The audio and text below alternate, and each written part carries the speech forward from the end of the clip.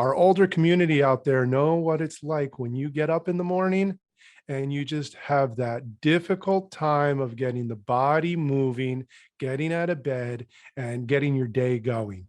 It's just one of those things that happen to all of us, but there are ways to make sure that you can get out of bed easier and get moving easier. I'm Dr. Jason Alviene. This is Structurally Sound.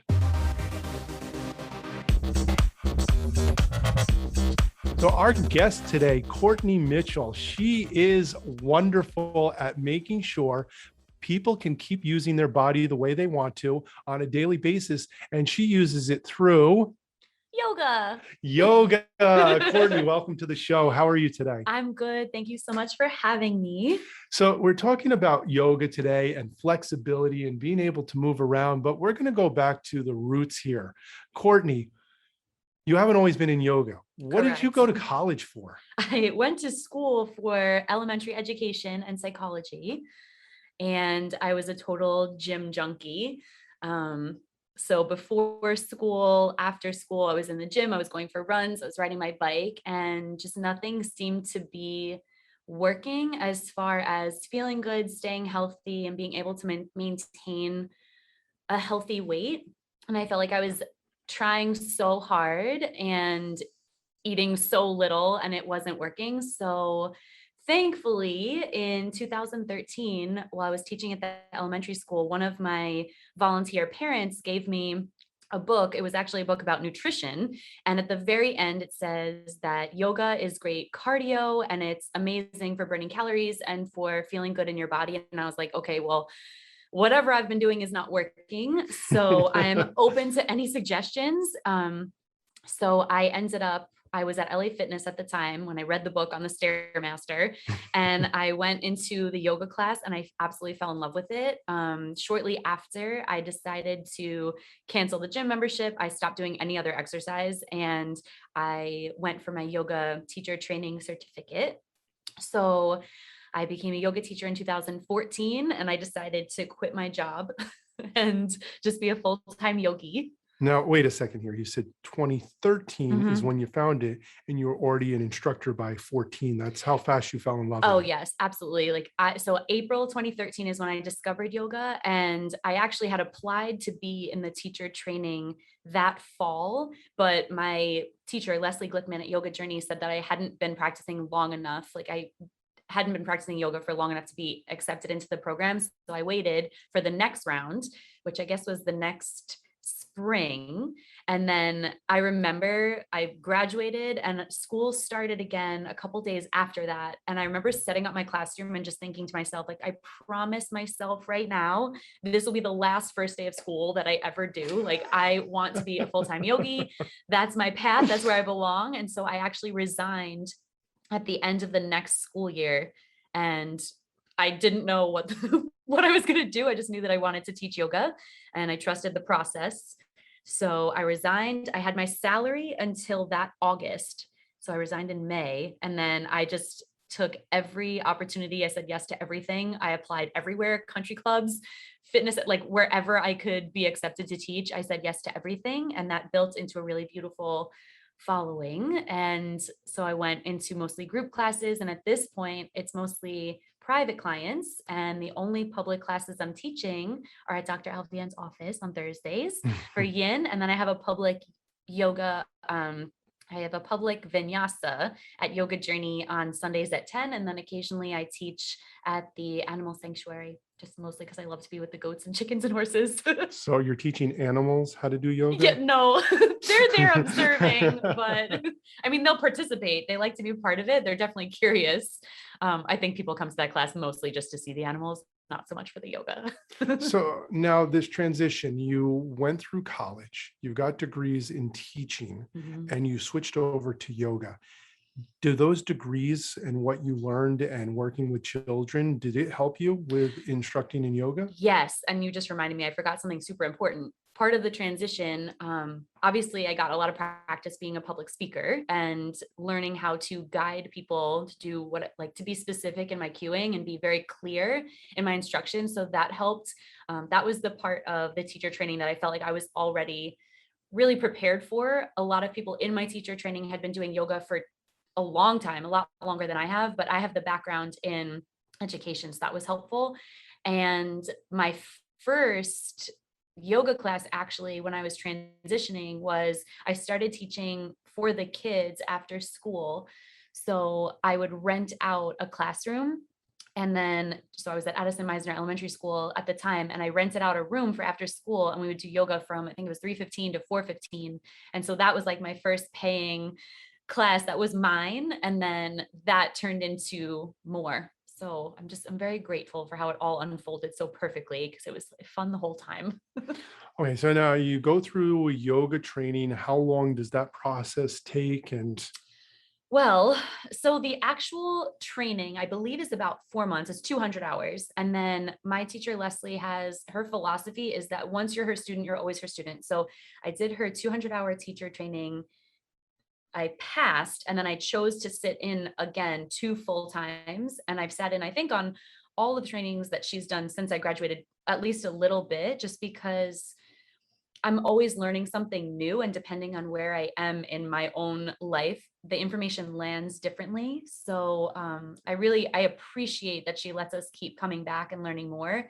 And then I did her yin training, and I did her 500-hour advanced training, because I'm just like a little sponge and I just love all the things that are that are yoga. So um and that's really inspired me. And now, I guess, leading by example, my husband ended up doing the same training, and now he's a yoga teacher. So we've evolved you sucked them together. in. I sucked him in. And he loves it. He's so successful also. So it's been really special, because I feel like what I'm teaching people is really helpful, and it's changed my life. Just meditation and the mindfulness, and just like in my own body, I feel the best I've ever felt. And I know that people I graduated high school with at 33, like, they do not feel the same. They feel like their bodies are falling apart. And I feel like every year I feel healthier and like more vibrant, and just less things hurt.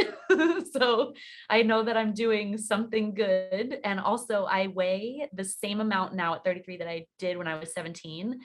And my exercise now is literally just yoga. And I would say I do maybe 3 hours of sweaty yoga a week. The rest of it is just like yin, like restorative stretching. And that has been really eye-opening, because I used to be 4:45 a.m. to 6:45 a.m. at the gym, stairmaster classes, like just like beating myself up so hard. And then I'd go back sometimes after school or after work, whatever, and just work out more. And I never felt like I feel now. That's awesome. Yeah. Now, I know that there's a lot of different styles of yoga. So yoga is more of a heading, kind of like you could Yes. say a restaurant's a heading for all different types of foods. Yes. So for anybody out there that's listening that's never done yoga, or they're possibly looking at, well, maybe I could do it, or I didn't want to do it because I saw one class that looks like this.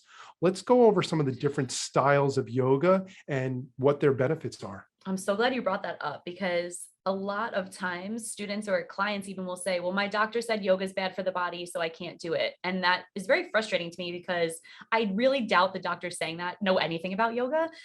Power yoga obviously is not something that I would recommend to someone who is already struggling with health issues. So power yoga is like, you can be in hot yoga or just a very difficult vinyasa, where it's a lot of inversions, a lot of arm balances, and a lot of like chaturangas, push-ups, basically.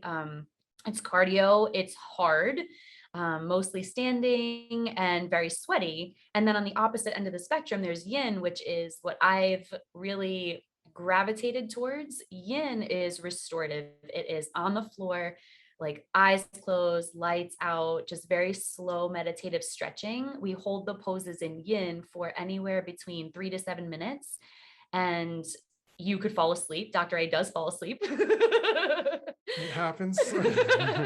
And it's very quiet. Like, my music is spa music.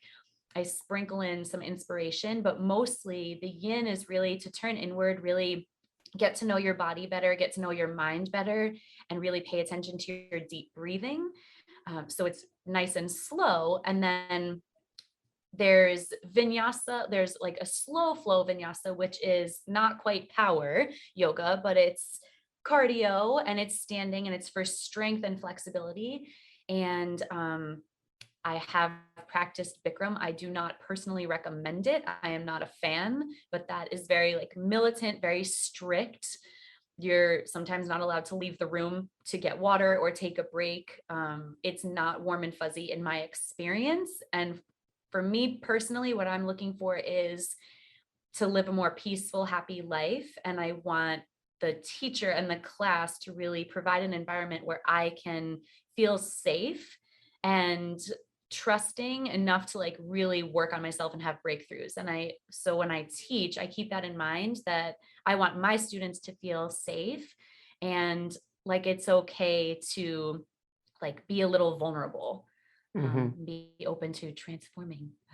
Yeah, so I looked at yoga, and I feel like there's two spectrums. If Mhm. I was to put it into two categories, I know there's more than that, but you have the one that seems to focus on the building the body, exercise, Yes. sweating first, and then the ones that focus on let's get into a meditative Yes. state, which you would call Yes. restorative, with some flexibility work Yes. added into it. And that seems to be a big thing that most people are not doing. Is you and I are even right here now sitting down at a computer Right. type of thing. And most people sit in these positions for Oh, 8 hours, 9 hours, yes. 10 hours at the office, Yep. and then they're in a car for the same. Or even if Yes. they're working from home, then they're not even in the best ergonomically correct Right. seats, and they're there all day. And I'm like, But now I now want to you got sit to up a little sit up. taller. Welcome to the chiropractic Yes. office. So in your experience with working with clients and things, what type of people tend to finally come and say, I need help from you? Okay. So currently and I won't use their names, but my private client, um, I forget, I don't even know how to call it, but like my private clients right now, um, one of the classes, they actually twice a week I teach for a hedge fund. So they are they're at multiple computers all day and they're sitting and they're just like swiveling back and forth. I think they have 3 screens or 4 screens sometimes. So they sit all day. Like you said, they drive to the office sometimes from Jupiter to Boca, Mhm. and they sit all day for, I don't know, 10 hours on multiple screens. And so they have me twice a week. And it started actually as yin. And then they were like, listen, we are still all day. Like we are sitting in the same position all day. We want to move a little faster. We want to sweat a little bit, like just get the blood flowing. So for them, it ended up being vinyasa twice a week, but it's not, I wouldn't say it's power yoga. It's still, it's slow. I'm a big fan of slow and strong because I don't want anybody to get hurt in my class ever. And so for them, like we do a little bit of slow stretching and meditation in the beginning, and then it's a lot of movement because they're just like ready to jump up and down. They've been sitting for so long. And then on the other end of the spectrum, I have a client who is 91 years old and it is literally bed yoga. So she has an ottoman and we use that for half the practice, and then she lays on her bed for the rest of the practice. So it's a little bit of just practicing standing, practicing moving the toes, lifting the arches, and just standing up tall and not leaning forward. And then the rest of the hour is she sits on the ottoman, we do a little gentle twisting, she lays on the bed, and then we do same, like a little gentle twisting and just simple things like circling the ankle or circling the wrist, spreading the fingers, spreading the toes, just really gently turning the head side to side. So yoga really could be for everyone. So Mhm. I feel bad when people say like, oh, I'm not flexible, I can't do yoga. Like there's literally 90-year-old something people doing yoga. Everyone can do yoga. We just have to have smart teachers who know how to work whatever body is in front of them and be safe so that nobody gets hurt. Well, now you're here in South Florida with all of us down here, and people around here can get a hold of you as an instructor. Um, do you do any type of Zoom or online type of yoga? Yes. So when everything shut down, actually March 2020, I was just doing my own classes on Zoom, just my own schedule, and whoever, my friends, family, whoever follows me on Instagram could join. I just had them Venmo me. And then currently, like still, I'm doing the Zoom classes for the hedge fund because their meetings are spread out all over the place. So it used to be Monday, Wednesday, 4:30 to 5:30, and if they had a meeting, they just missed it. And then I felt bad because then like they still need the movement. So what I do now is I record it on Zoom and I give them 2 for the week, and they could do them anytime. And I don't erase them until like my storage is full. So at any point they have a whole Mhm. selection of craziness depending on what they ask for. I'm really proud of them actually. They've come a long way. Been there for 5 years, I think. And now they're doing the arm balances and handstands. But it's been a slow Slow process, process. but they're there. And not everyone needs to get to those. No, and you So never need to do a headstand, but no, some of them want they to, and want it's to. fun. That's the difference. Yeah, And it's the one of them, wanting to. he turned 51 or I think 52 last year. And he's so excited because like his kids are teenagers and they think it's super cool that Mhm. their dad is practicing headstands and handstands, arm Oh, balances. yeah, it is a lot of fun. Let's go upside down. Yes, like a kid. Now, if people can work with you like live here or on Zoom, what about people that want live instructors, but they're not around South Florida? What are some of the key things people should look for in a yoga studio yoga instructor? For where they are, Yeah, like they want to go to a studio near them. yeah. Let's say they're not here and they can't actually work with you. Okay. What are the qualities that they should look for? So I would say check in with their training and just the reviews of the training they did, because some of them, like, I think you can do a yoga training just online without ever really interacting with people. So be aware of stuff like that. Like, we don't really want fast track, like factories just pumping out yoga teachers. We really want it to be, I find it hard to believe that anybody could be certified in a month, because I feel like just even in 4 months in my training, the amount of information that we have to digest and even the personal growth that needs to take place, like I would say make sure first that they were trained not super fast, like they've been doing yoga for a while, so that they're more aware of how yoga affects their own body, because that makes us better teachers. I think like things that hurt me, I wouldn't teach to my students. um, I would say look for advanced certifications like the 500 hour, and know that you don't have to ever follow with blind obedience when you're in a yoga class. When I travel, I take yoga classes all over the world, and I'm very mindful because I don't know the teachers there, and they don't know my body. I'm very careful that I'm not just automatically doing what the teacher says. So if something doesn't feel good, I don't do it. So it really takes, I guess, some like self-awareness and just trusting your intuition, being strong enough to say no, that doesn't feel good. And even if the teacher is like calling on you, if something doesn't feel good, don't do it. And I think sometimes people get hurt because they're pressured and they feel like they want to be polite, but the injury lasts a lot longer than that teacher is going to be offended. Yeah, and I think it's a lot of times when somebody's new to a class and they're not sure exactly what to do, Yes. they're looking at the people next to them Yeah. and they try to get into the same position they can, but they don't have the flexibility to do it yet. Right. I would say be humble. I'm raising and my be- hand because I'm one of them. You're doing great. I'm so proud of you. You've come a long way. So I would say, yeah, just be like, when I first graduated my yoga teacher training, I didn't even go back to yoga journey for a while.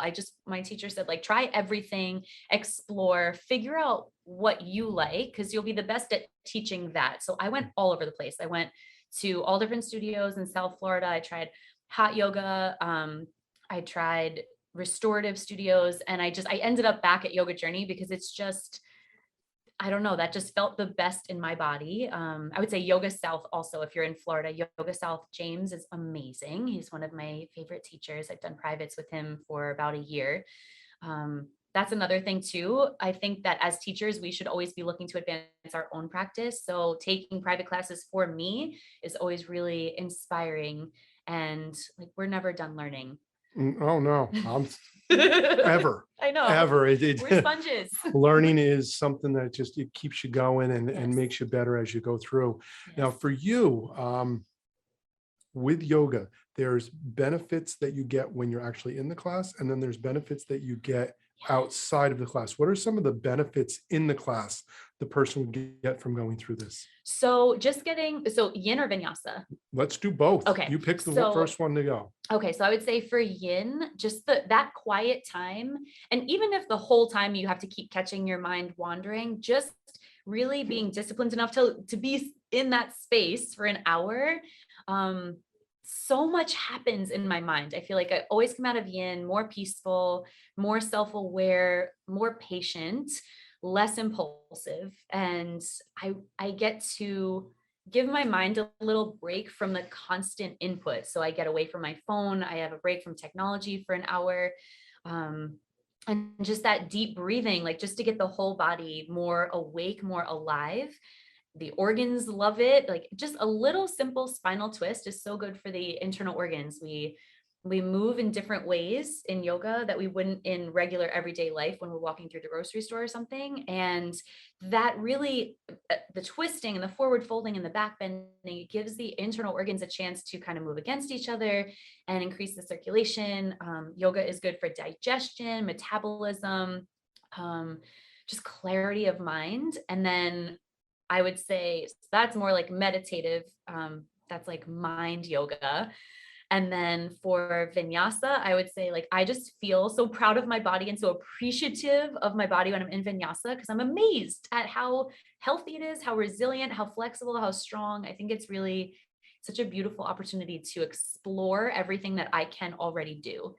Um, Off the mat, I would definitely say yoga has dramatically decrease the amount of arguments I get into, because I'm less impulsive and I'm a better listener. So I can stop in any situation usually and take a deep breath and really think, okay, is this worth getting upset about? Is this going to be something that I still care about in 5 years? And is it worth the drama right now? Or would I rather just give all my energy to peace and patience and compassion? I definitely think that yoga has made me a better person. And I say to people who only know me from like the last few years, I'm like, you have no idea like what a monster I was before yoga. Like I just had such a temper and I was so unhappy all the time. And I think it's because I never really sat still long enough to figure out what makes me happy. Well, if you think about it, you were teaching at a school and you weren't 100% happy doing that. Correct. You were working out and not getting the results that you wanted. Correct. So you're doing a bunch of things that are trying to get you to where you want to go, and it wasn't doing it. Right. Just felt like So being on yeah, a stationary bike. yeah, It's like, I'm not getting there. you get irritated 100%. Yes.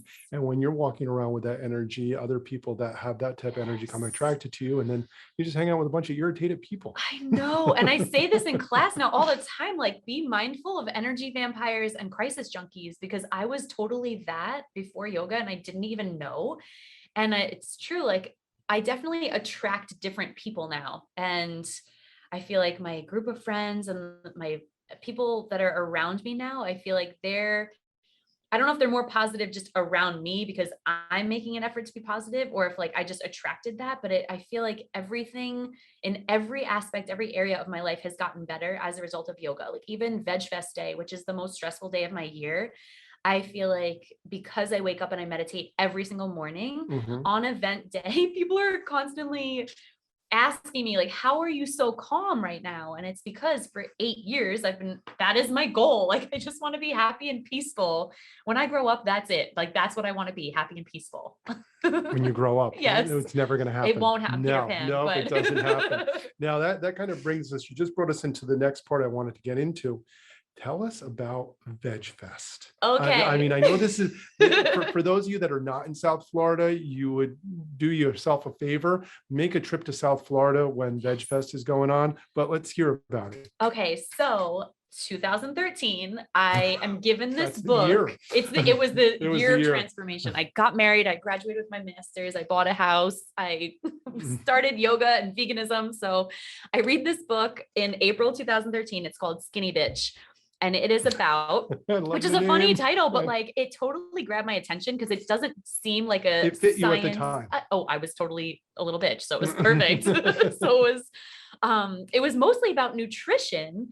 And that was the book that at the very end, it says yoga is great for cardio and burning calories. And everything that came before that part was just so mind blowing. Like everything about, the food system in America and the nutrients and just actually what the body needs and what has been promoted for so long in this country and what is causing so many people in this country to be sick and unhealthy and overweight and miserable.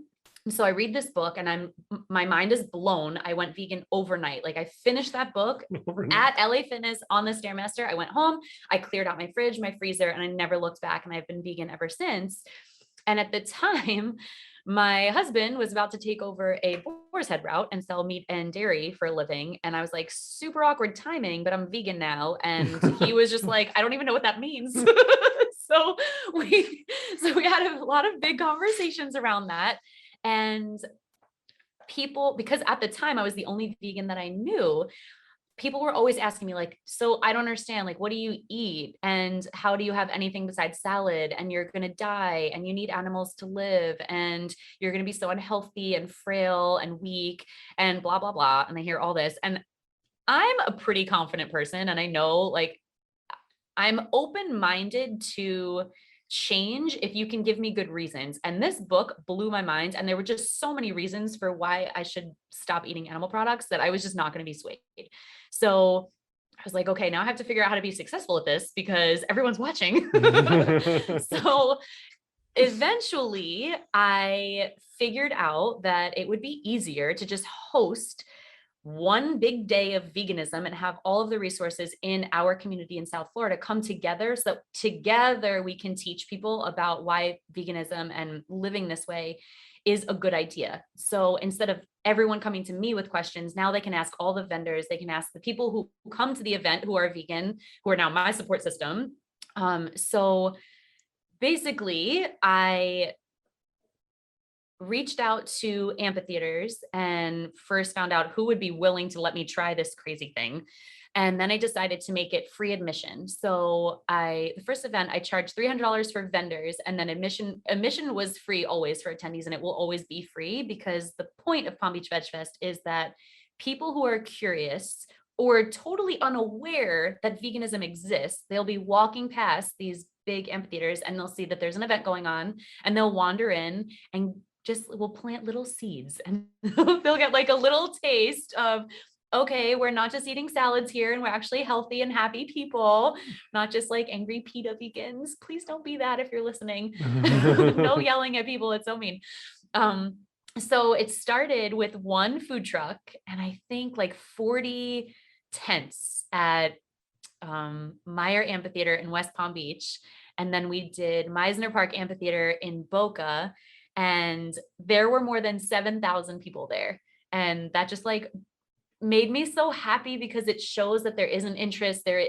This is necessary because this information should be free and it should be part of the public education system. And it's not. And I know that because I worked in the public education system and I went to school for that. And I know that we're not teaching nutrition like we should be teaching it. And so this was my opportunity to reach the masses. And now I've had so many people over the last few years tell me that they've gone vegan because of either me or my husband, who's vegan now and doesn't sell meat or dairy, by the way. He's a yoga teacher and a massage therapist. And we've actually like a lot of the Mitchells are now vegan. I have a little baby nephew who's being raised vegan and he's so healthy.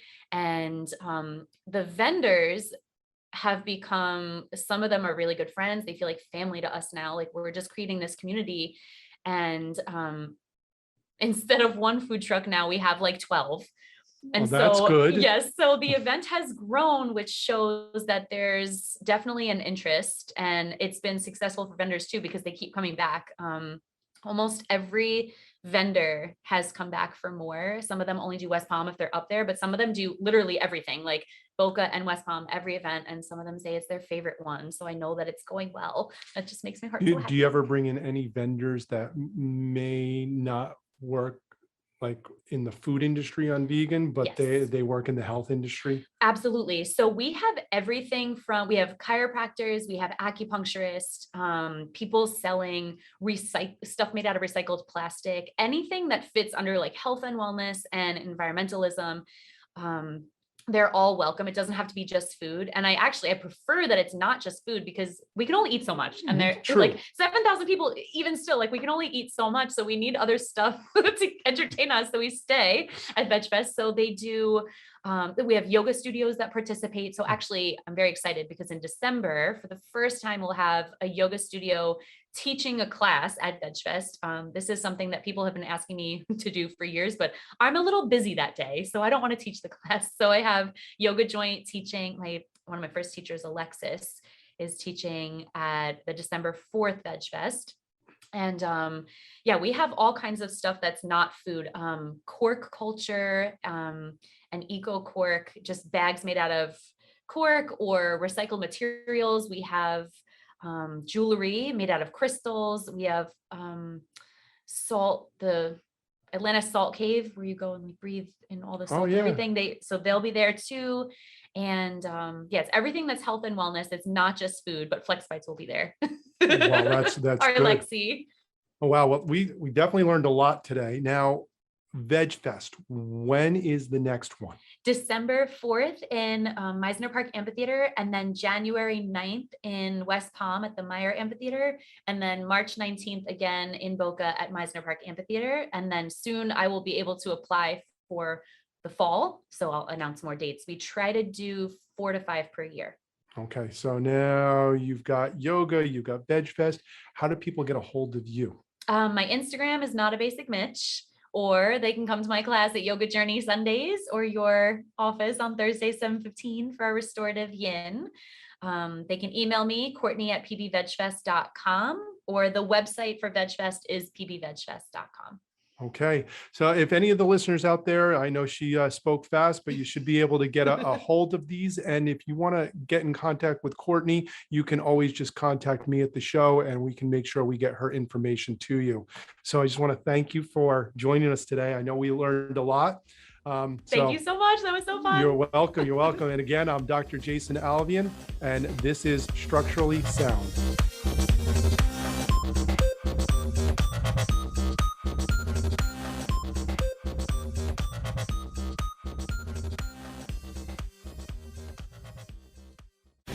The opinions expressed on this program are those of the guests and hosts and do not necessarily reflect those of webmasterradio.fm's management or sponsors. Any rebroadcast or redistribution without authorized consent of webmasterradio.fm is prohibited.